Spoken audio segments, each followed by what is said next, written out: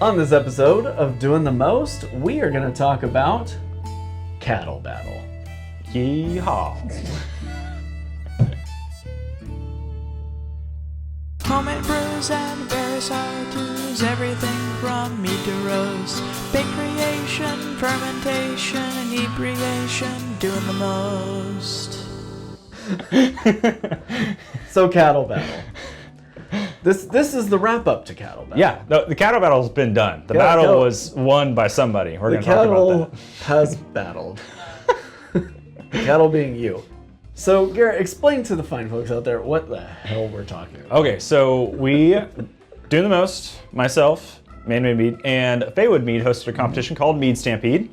And we just last week wrapped it up. And one of our special contest portions was called the Cattle Battle. It was a specific ingredient challenge where we weren't telling you necessarily a recipe or what exactly to do. We said, you need to put pear, vanilla, and chai in this thing, and you got to make it taste exactly like ours does. But guess what? Exactly like ours. But we're not going to tell you what ours tastes like.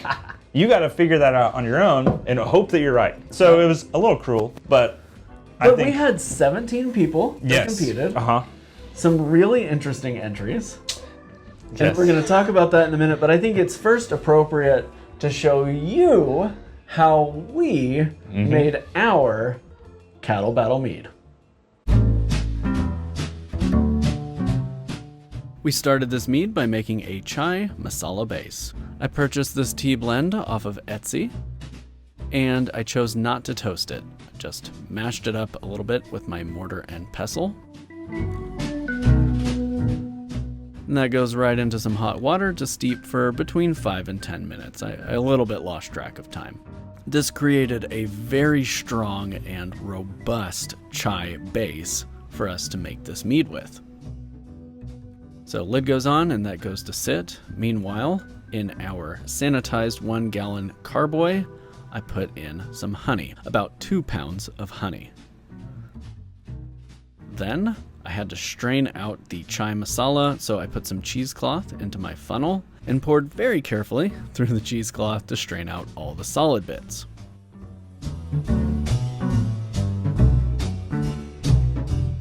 Stir, stir, stir to get everything mixed together, and then I topped it off with some warm water from the jar that I had measured out my honey in.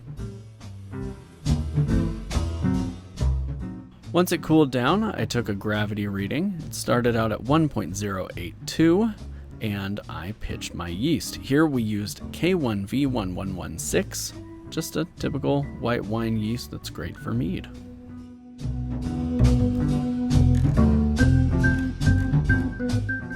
Then I put that under some aluminum foil for the first day or so, just as it kicked off. I didn't want to blow through the airlock. The next day, I added my first nutrient addition. We did a TOSNA nutrient schedule here, so 4 staggered nutrient additions over about the first 5-6 days or so of fermentation. And it had already started kicking off pretty well, so I almost had a foam over on that first nutrient addition there, but a little hand pressure and we prevented anything explosive from happening with this nutrient addition. I was a little careful on the following nutrient additions. Then I let fermentation run its course, I racked it to secondary, and stabilized it. It finished clean, right at 1.0, and then like I said, I topped it off with a traditional. Yeah, the chai and the vanilla notes you get from chai already are kind of there. I wonder, that's why I almost worry about going too hard on the vanilla, is because what if there's already a note of vanilla in that? Yeah. Woo, that's dry. That's dry. It was tannic. Very. Yeah. I feel like it's a little flabby though. Which I'm sure back sweetening will help with that. It's a bit thin. Yeah. The pear is kind of gone, but that's, obviously there isn't we're gonna come pear. back with it. Oh, it's not pear? No, so this was just a chai base. Okay. Chai and honey. And then, like I said, I topped it up with a traditional, but this has had no vanilla and no pear in it yet. Okay, yeah. So yeah, back sweetening with the pear syrup and adding vanilla are obviously going to help with that, but I feel like it's a little thin. A little thin. I do think, I don't know what I would do different, what I would add. We could throw in like But a gram of wine tannin or something. Yeah, To, maybe that would be the choice. what do you want to do that now? Yeah. While we're here, That'll help I'll clear it up. let you figure out the vanilla bean situation. So we started by adding a little bit of tannin. As we discussed, it needed just a little bit more body in here, which I was kind of surprised that intense masala blend did not give it too much body. And then Garrett split a vanilla bean and added that as well. We let that sit for 2 weeks. And after 2 weeks, we took some pear juice and threw that into a hot Dutch oven so we could boil that down into a syrup. We reduced it by just over 2/3, so we ended up with about 25 to 30% of the original volume as a nice thick pear syrup. So after racking it off of the vanilla bean, I brought my pear syrup in and added all of that to back sweeten it up.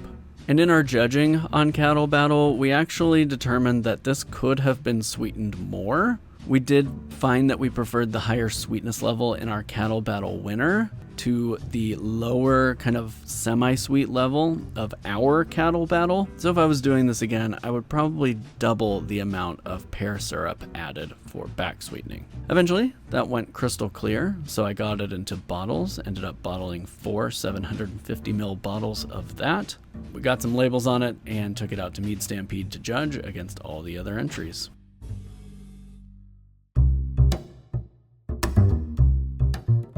So that's how we did it. Yeah. Yep. You know the process. Yeah. I watched it the whole time. Yes, we had a little movie theater screen back here. Yeah. behind the Popcorn, camera. a little everything. Yeah, it was great. Real party. So you know how we made it, Yes. and you were actually one of the judges that judged. Just 3 Ds of that judge. This episode comes to you in 3D. You were one of the judges that judged Cattle Battle. Yeah. And you judged alongside with Tony, and you guys actually had the Cattle Battle winner Correct. in your flight. We had split, for that time being, it was 2 tables running Cattle Battle, and I just so happened to be on the table that had the winning entry pass through. Of course, at the time, we didn't know that, but as we're tasting, we're looking for specifically a mead that was chai heavy. That was important about ours. We kind of noted that ours was not necessarily pear or vanilla heavy, but more so chai heavy. Of course, pear and vanilla were part of it, but leaning on that end. So we're tasting through, knowing that that's what we're looking for, and we found this mead. So the winner here was chai heavy. It was also, it just so happened to be the highest score of all the cattle battles that we had tasted through. And that didn't play into the final results. That didn't really matter necessarily. Right. But it just so happened to work out that way. So congratulations, Jay, Yeah. on winning Cattle Battle. So yeah, this one scored an average 43.5. Out of 50. Out of 50, which is a very high score. Uh-huh. So that was very impressive. So what happened is they tasted it at their 2 tables, and then they did a mini best of show. Uh-huh. And from there, it went on to Garrett and Mandy and I to choose the Cattle Battle winner. Yep. So unfortunately, that means that all 3 bottles got used up during the competition. Yes. So we don't have one of Jay's bottles to try.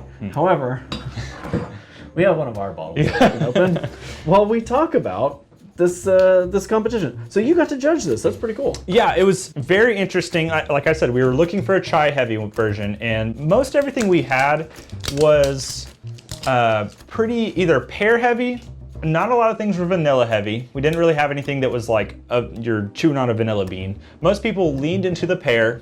Some people leaned into the chai. But what we noticed was, I guess depending on your variation of chai, how you incorporated it via some kind of tea or a tea bag or whatever it was, really affected your flavor. So we had some that were like, one I remember tasted like licorice. Like it had just like this giant licorice bomb side to it, and that had to be from the tea. So that one thing to notice or note about using tea is use high quality tea for one. Yeah. Don't just go and buy the $300 tea bag thing you get from wherever, and try to balance to the tea. If you're doing anything with tea in general, unless it's supposed to be like a Lipton iced tea mead. Yeah, and that was the goal of our recipe. Is ours was a chai base. Yes. It was chai masala base, And then we balanced the vanilla and the pear around it.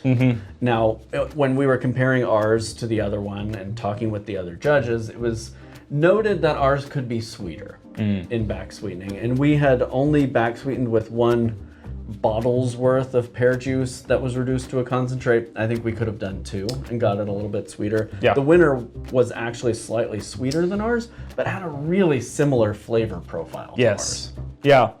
And both of them, I remember vividly, this one was very fragrant. You know, there's a lot of chai coming off the nose, but his was not getting punched in the face completely with a chai tea bag.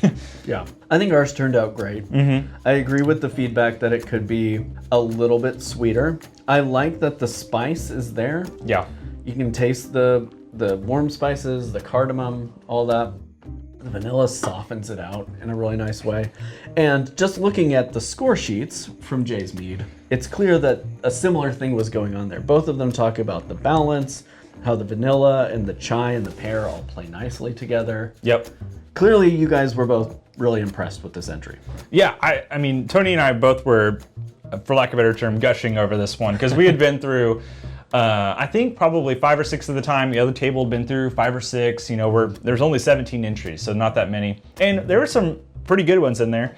And this one definitely just stood out. And it was coming down to balance. This is a hard combination of ingredients. It's harder than I thought it was going to be. I think that obviously vanilla and pear, I feel like those are just best friends as is. Chai, because there's so many variations on chai. You know, we fought the battle at the beginning of this competition on what is chai, but that tea is a prominent character in whatever you put it in. So it was a little tough to balance. He did a great job. Super impressed. He nailed it. This challenge meant being methodical, and I'm super proud of everybody who sent in bottles because it's tough.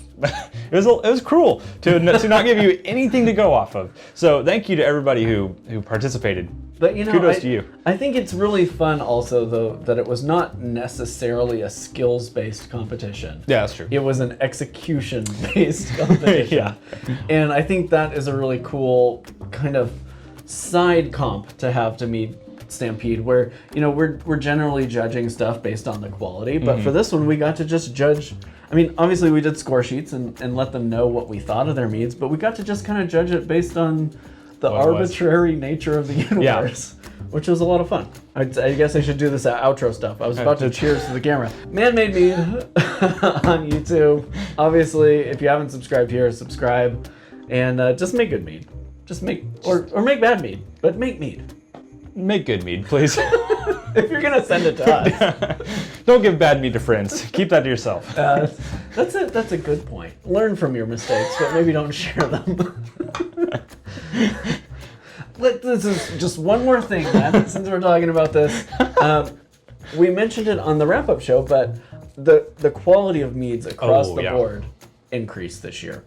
Seriously, so that tells me that folks are practicing, they're learning, they're balancing, they're working, and I thought that was a really cool thing to see. That, you know, last year there were some instances where people had to leave the room for a minute to collect themselves, and this year that was not really a thing. No. Most of the meads that we tried this year at Mead Stampede were drinkable, if not good. Yes, I agree, and that is a testament to the growth of the mead community and the research you do, not just watching our channels, but research on your own. So keep getting better at making mead, keep trying things, and yeah.